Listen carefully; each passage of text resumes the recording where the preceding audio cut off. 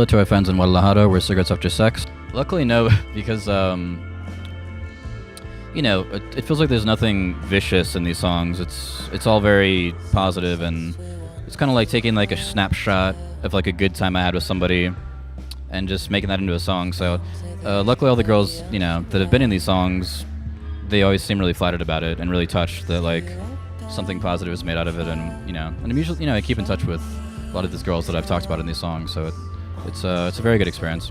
Yeah, we did some sessions in Spain last year in summer, and going into the next material we do, we want to keep the same kind of feeling that we've had from our first EP onto this LP. But all we're really doing now is just kind of taking different influences, like with backbeats, like kind of changing the grooves and things like that. So it's a very subtle change.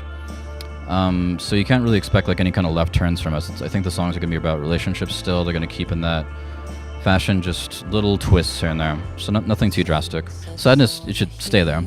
It has to stay there, yeah. It's part of it, With this music, you go through some really sad times, but, and I'm talking about really sad times I went through and good times.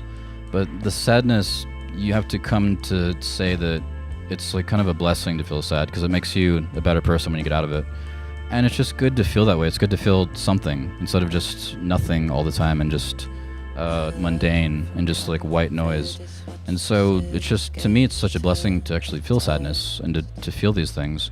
And that's what the music is saying, that it's good to like care about someone, and it might hurt you. It might hurt somebody else too, but that's what we're here for. We're here to like all get along and find ways to communicate and get better as people. And, so I think it's just a positive thing. It's always the music. I feel like I've been writing melodies since I was like 10 years old, so I feel like I could write a melody really quickly. But the lyrics take a little more thought to kind of describe a memory and make sure that it makes sense logically and all these kind of things, so it usually takes a little bit longer. Sometimes you get lucky and it's done very quickly, but sometimes you can work on something for a while, but melodies usually happen very quickly and they're done that quick. Graphic designer? Maybe an English teacher? I'd be a director. Yeah, I don't want to direct films or something. Seems like the most natural thing I could do besides music. Favorite director? I like Eric Romer. Yeah. I'd be an author. It's always changing. It's always, for me, it's a song we did called I'm a Firefighter. Just because I feel very connected to the lyrics on that song, and it feels a little more imaginative than some of the stuff we've done. Also, it just feels like a song that I can sing really well, and you can really go really deep into that song. I feel like I can go very deep into that song when we play it, because there's so much space in it, so much melody. So that's mine for sure. I'm a Firefighter. I guess live Sunsets, maybe, just because it has some maybe added dynamics that, not that we have too much dynamics, we always try to keep it just, as perfect as possible, but that song always, it's different every night. We can, we always sort of bring something new, so I do really enjoy that. For me, it's Each Time You Fall in Love. Maybe Dreaming of You, because it's kind of become a bit different than it is on record live. It just kind of opens up and has a lot more dynamics. It's really fun to play with those and kind of go with how the audience is reacting that night. So yeah, I'd say that one. Yeah, I mean, it'd be great at, the bands that I loved that were, back in the 60s or something, it was just, you get a song on the radio and then you become huge.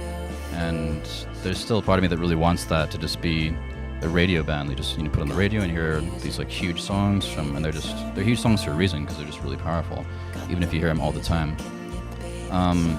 So I'd like to do that. It'd be cool if instead of on social media, this song just came on the radio and you just couldn't escape it. It was just everywhere and everyone loved it, and it was in everybody's consciousness. And there was labels I loved, like, Capitol Records or Columbia Records, that just had so many great artists at the time, and just huge names that everybody knows. So I think that would be great. It seems cool to me. It's I don't, have any negative thoughts on that really on record labels or anything. I just think every label has its own identity and they're all doing different things, and I love major labels and I love indie labels, and it's just another way to help artists get their music out. And the vinyl thing is great because there's something special about putting a record on. There's more of a ritual to putting a record on and listening to it that way than maybe just putting it on like an iPod or on an iPhone or something. So there's something special with vinyl, and I think it'll stay around for a long time for that reason. Should I talk about the abandoned water tower? There was the abandoned water tower. We drove by this abandoned water tower in Texas on one of our U.S. tours, and we kind of like hiked up from the highway and went down inside it, and it's got really, really nice reverb, and it's very, very creepy and spooky, and you couldn't totally stand up, and it would have been kind of illegal, and I don't know, it would have been fun to do that, so maybe someday. I think that's the main one that we keep thinking about. We just kind of want to go anywhere. Like I keep thinking we're going to record like an indoor swimming pool too. Would be interesting. So hopefully we could do that at some point. Well, that makes me excited, especially knowing that it's rare. But we heard a little bit about it, and we knew that apparently when the show was announced, there was, the people who had been listening to us for a while immediately bought tickets, and that's wonderful. And then as the show got closer and closer, then it just all the tickets were gone, and that's just a beautiful feeling knowing that everyone's excited, and it's always great to play to not just a full room, but a full room of people that are really excited to be there. Definitely, I'm just really excited, and we've been talking to fans from Mexico, from Guadalajara, from Mexico City for the longest time, for the last 3 years, through emails, through social media, through all these things, and it seems like we just have some of our most enthusiastic fans that are really passionate about the music here, and I think we're really going to see that tonight when we go out there.